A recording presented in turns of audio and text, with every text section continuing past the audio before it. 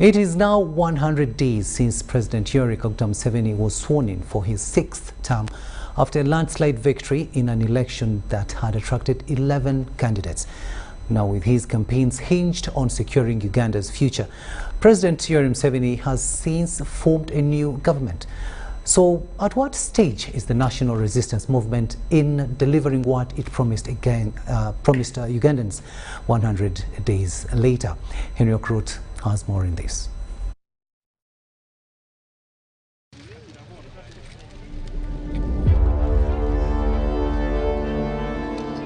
I, Yoweri Museveni. The oaths were taken. Swear in the name of the Almighty God. Commitments were made. The elections are over. And actions are following. Let us get down to work. New ministers were appointed and vetted. I, Alupo Jessica Rosebel. Vows were made. Swear in the name of the Almighty God. And assurances were given. You must be patriotic for you to fight corruption. New permanent secretaries were named, with some reshuffled and others retired in public interests. You appoint an angel, they will criticize. You appoint an evil, a devil, they will criticize. All these have been part of efforts to form a new government. It is now 3 months and 10 days since this began. What is there to show and do more? 100 days since President Yoweri Museveni took oath for a 6th term in office. The President is now receiving the National Coat of Arms. The small colonial enclave economy of 1971 that had been wiped out by the Amin regime has been restored, greatly expanded, and totally new products have been added. This has now vindicated the stand of the NRM ever since 1965. President Yoweri Museveni had just taken oath for another 5-year term in office when he made this observation. Concerned that subsistence agricultural production in the country was still common, he called on countrymen and women to embrace commercial farming. The 4 economic sectors where their jobs and wealth are: commercial agriculture, Emu, with the Chibaro, Chura, Aymar, Otita, counting profitability, industries, services, and ICT. Farmers from northern Uganda have listened to this gospel. 27-year-old Alfred Ojok from Nwea district dropped out of school and opted for coffee farming. Our life will gradually change, and we shall be the people who move with the head up. You know, if you have money, you don't move like this. Yes, you move as a man with money. So that is what will happen in northern Uganda. Ojok works alongside his wife, Flavia Ojok, and is supported by Operation Wealth Creation. People who are coming into farming, people who speak that Operation Wealth Creation doesn't work. There are people who are not doing farming. There are people who are involved in business. They don't see this thing as something important. We work in the garden together. If we get money, we plant together. So there are quality, high-value crops that we thought of that our people should embark on, like coffee. A couple of kilometers away, we stop at Laropeche, one of the divisions that make up the recently created city of Gulu, still in northern Uganda. We find Lalam Pascal Oketa, a retired civil servant who formerly worked with Bank of Uganda. She starts her day on a busy note, preoccupied with finding and preparing food for these livestock. If there's 24 hours, 8 hours is your work in the office. 8 hours is for your good rest. What do you do with your other 8 hours? Don't waste it into going to joints. Don't waste it into sitting, lousing, talking, nothing. Get something that you can do.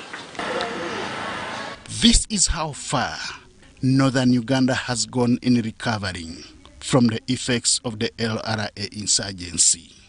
The adoption of commercial farming is imminent, with formerly rare cash crops in the area being adopted. And so we started adapting crops that can give us better returns. I'm sure if you move in the north now, you don't see much of tobacco farming.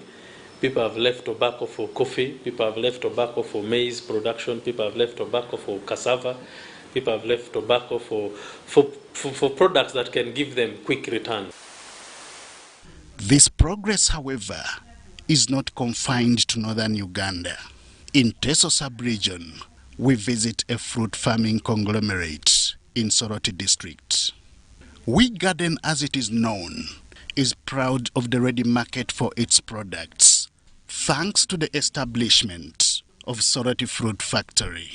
Because as farmers we realize that we are producing, but there is nothing much that we are getting. Let's ask the government to give us what? The factory. Thanks be to God, government listened to our prayer and the factory was given to us. Now 70% of our fruits are being consumed by the factory. Wherever I pass, people really send gratitude to government for having brought a very good project, as opposed to the colonial times when they were relying on on cotton, and which cotton has to be grown only once in a year. This is just part of actualizing the 23 directives that the head of state gave to the cabinet in June 2021. The cabinet, which was named on 8th June 2021, was tasked to reduce the cost of electricity, conclude standard gauge railway, and make constructed industrial parks operational. These industrial parks were built in Mbarara, Kabale, Kasese, Chenjojo, Mubende, Mbale, Kwen, Jinja, Napak, Chibuku, Zombo, Gulu, Lira, and Kayunga. All these industrial parks are supposed to act as a foundation to help our young people get skills, to help our young people get the necessary tools to start the businesses, and then to help our young people start up projects within their localities. This is just in line with Chapter 6 of the 2021 to 2026 NRM Manifesto. It highlights the requirements for basic needs including electricity and transport infrastructure in order to run factories. Indeed, necessary roads have been built and more are programmed for construction and maintenance. Where maybe ombuguto obutonotono obuyingireeyo mundeeyo kawempeeyo mu bifo byaffe, maybe using now electric pikipikis instead of these ones. That one can be started, can also be started.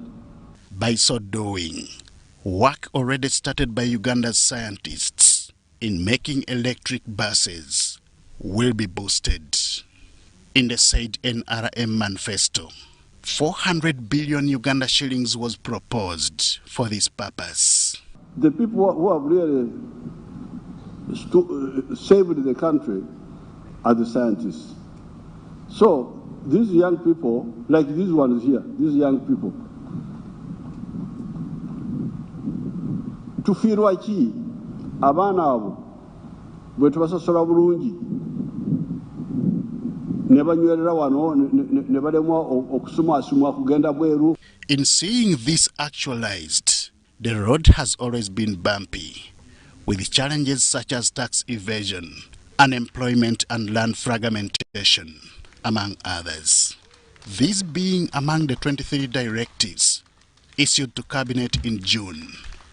Ministers are concentrating on addressing them, including fighting corruption in the judiciary. Which are in line with the National Development Plan 3 They're in line with the manifesto of the party that was used for the campaigns, that is in line with all the development documents of government. And of course, these guidelines were premised of the need to have coercion in government. We want a government that works together. We want a government that is coercive in nature. We want a government that is corruption-free. And it's really very annoying for somebody to steal government money, to steal, even to steal people's goats. And you find the following day walking.